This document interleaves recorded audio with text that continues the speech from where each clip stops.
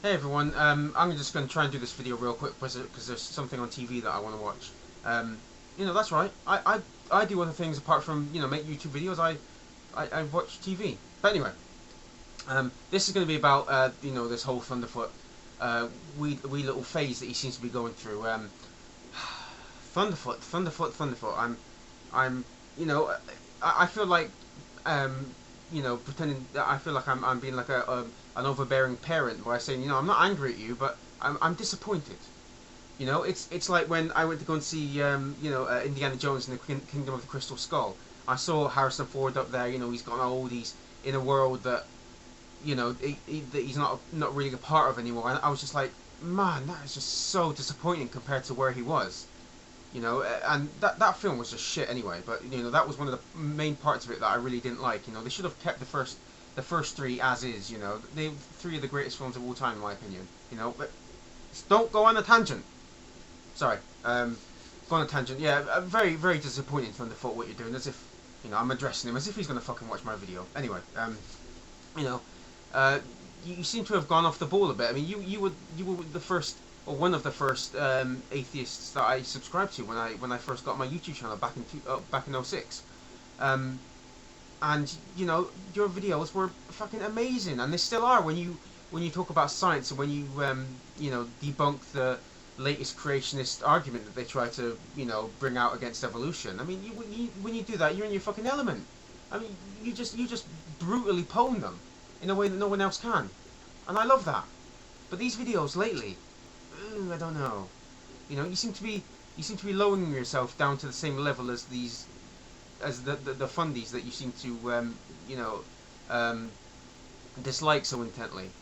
And you seem to be generalizing as well, and I'm not a big fan of that. It's against the fundamentalists that we need to focus our energy on. Against the ones that preach hate and violence and commit hate and violence, and try to influence public policy and try to make their own bigoted views the law. That's the people we need to try and fight.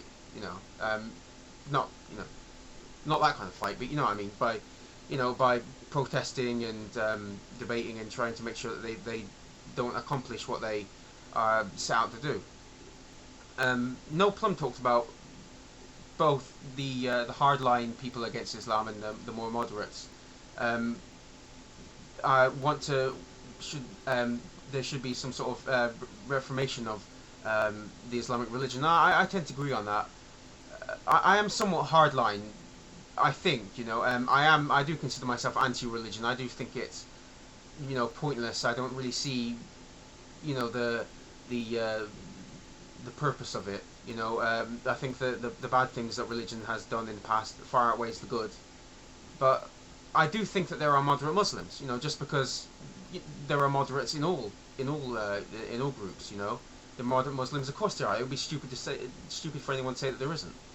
Um, I mean, just for the pure size of the Muslim faith around the world, if they were all extreme fundamentalists, then this world would be fucked, and I mean more fucked than it is now. You know, but there are, just as with every other group, as I just said, there are extremes, and there are extremism on both sides, and you know, it's good to have those views sometimes, but it is not the way to communicate with Islam. If you see what I'm saying, we need to enter into dialogue with, um, Muslim nations, the more extreme Muslim fundamentalists. Military action, or you know, which to me is what um, the more extremists, the people are hardcore against uh, Islam and its their nations and whatnot. Um, Military action does seem to be the last step in what they would want to achieve. If it's not, then please correct me, but it seems that way. And to me, military action in a war is something that should be kept as a last resort.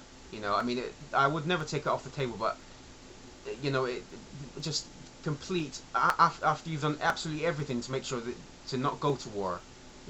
Then you decide whether or not military action is sufficient. And one of the only times I can think of when it was necessary was during World War II. I mean, Hitler, to me, he could not have been talked You know, you could enter into dialogue, it wouldn't do anything. He wasn't going to stop until his army completely wiped away anyone that, you know, didn't bear any similarities to this master race that he wanted. And I don't think he would have stopped until he had taken over the whole world. And to me, war then was completely justified.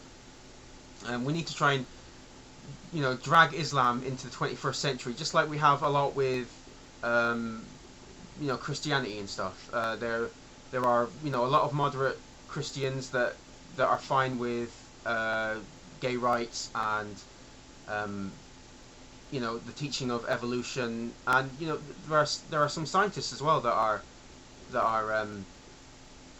you know, quite religious, like you know, Ken Miller, and these are the people that we have on our side, and these are the people that we should, you know, that should try and fight, or try and I usually I say fight. I don't mean fight as in, you know, the put them up, put your dukes up, you know, sort of thing, but you know, in order to try and counter the Islamic, well, just fundamentalists of any religion, really, we need to, you know, open up a dialogue, and you know, if we have the more religious moderates on our side, then that's a good thing. We need them as allies. You know, if we're only militant against the fundamentalists, and it's only going to end in blood, it's only going to end in tears. You know, to me, that's the last step of, you know, being of having two extreme opposing viewpoints, you know, and only being extreme. You know, to me, that's the only way that'll end. Right, well, that's all I have to say. I've probably waffled on long enough. I hope everyone's okay, and cheerio.